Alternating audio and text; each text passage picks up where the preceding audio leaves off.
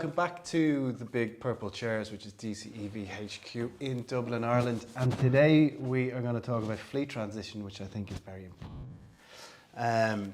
So this is all about our knowledge, industry experience, giving you back something, and hopefully you'll find it of value. So fleet transition for most people that will be watching, which will be, you know, people like directors, owners of companies, procurement people that, you know, have been thrown a ball saying, look, you got to go EV and we got to do it quick.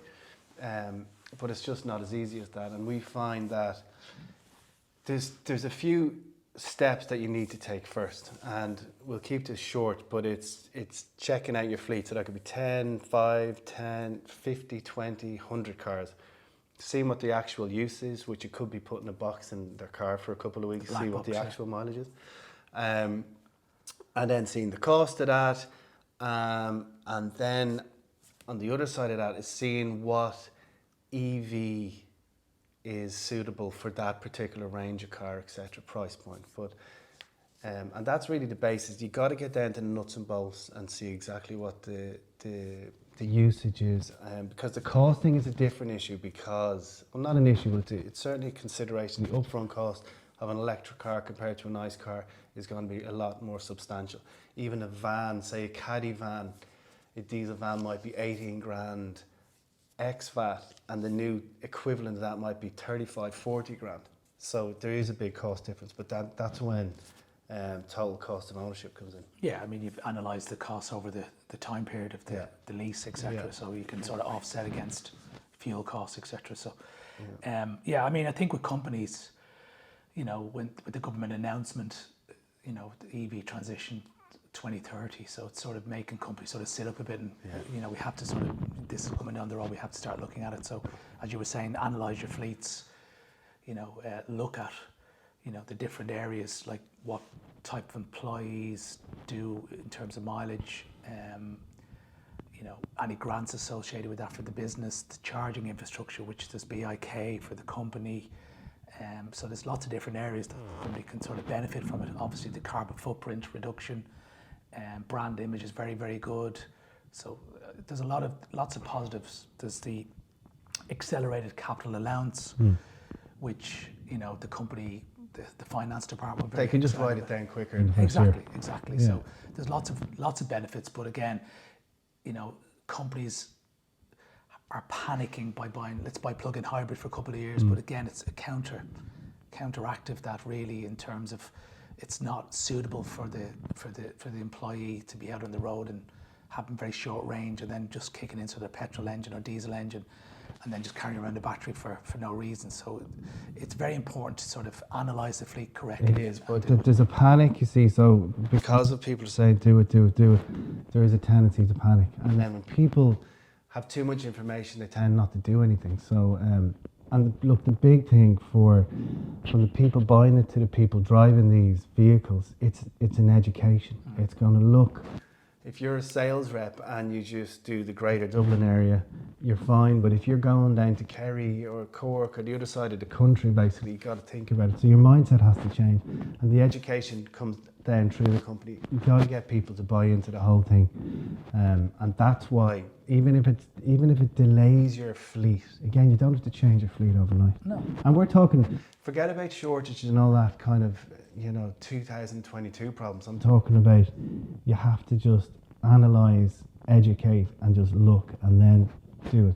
Yeah, I mean, for me, it's about fit for purpose. So you don't have to tomorrow change everything to EV. You could go in and say, oh, the greater Dublin, Kildare, you know, Wicklow, Louth, and then if this, you know, an employee needs to go to Cork, maybe they'll change vehicle for that, you know, use a pool car.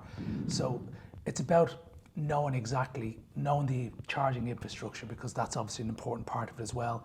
Destination charging, where you're going, is there charging around? So, you know, you don't have to, like, that's the big sort of void where people say, well, I don't know, you know, the range is not suitable. And, you know, range is really, really improving now on cars and vans. But it's just knowing, it's getting someone. And again, the whole point about fleet is, because I'm sure most fleets don't have all the same car, you know, as in the same brand. So it's getting that kind of independent look at your whole scenario, and stuff like charging. charging infrastructure. You've charging infrastructure. You've charges at all the employees' houses that you can gather up all that.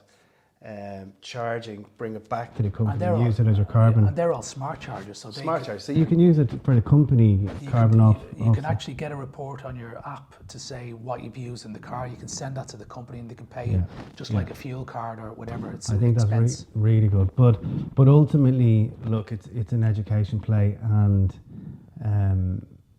it's like when these companies say, or most companies, global companies or other companies say, we're going to be carbon neutral by 2030, like, because they know it's not going to happen overnight. It just can't happen overnight. So what the takeaway is just to realise that it's a marathon, not a sprint, and to be calculated and educated before you make any move. But you'll get there. Yeah, the employees, obviously an important part of the education, because in any change, there's always people that are very, they're a bit worried about change. I get that, but it's education, and there's obviously more benefits for BIK for the employees. But that's as well. all that, like, whatever people say about carbon in the world and all that, employees, and all of us just care what's in our pocket at the end of the month. That's pretty much it. So if you can get people out of, they don't really care if they're driving a diesel or a petrol.